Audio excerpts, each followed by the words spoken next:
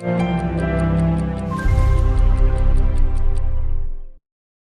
on another matter, it's been nearly a month since the Biden administration rolled out its so-called infrastructure plan. It quickly became clear their proposal mainly focused on everything but the things normal people call infrastructure. The day this plan was introduced, the White House messaging document mentioned the words climate and union more often than roads and bridges. And the numbers back that up. Out of more than $2 trillion in proposed spending, less than 6% would go to roads and bridges.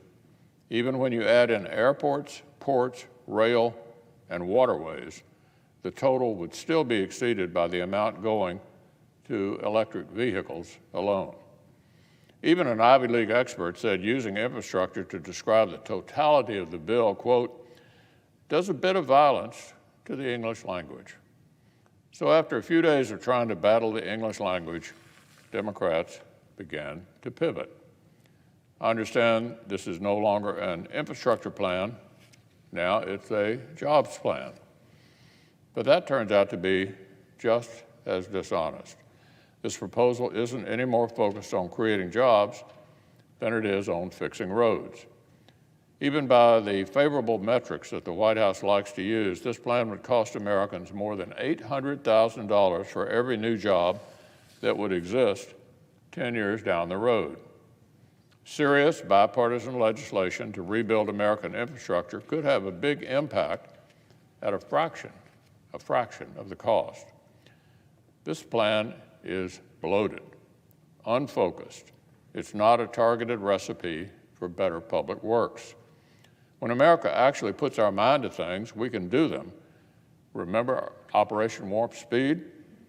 But this isn't like that. This is a sloppy liberal wish list that would spend a lot and get very little in return. The far left has been bragging about all the social engineering and welfare spending that is stuffed into these proposals.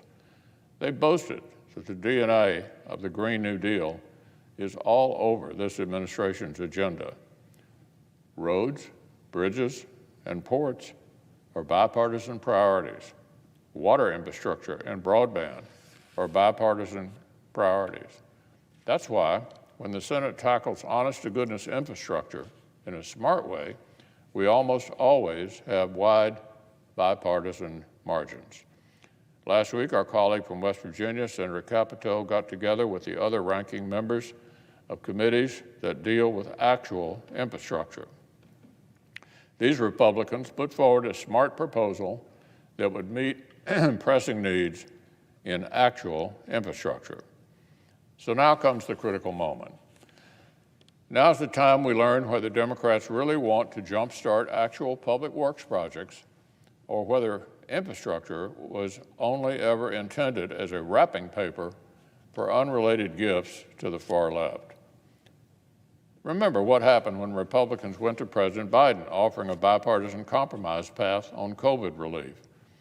They were informed the Democrats were not interested in working together. So our country needs the administration to find a smarter approach.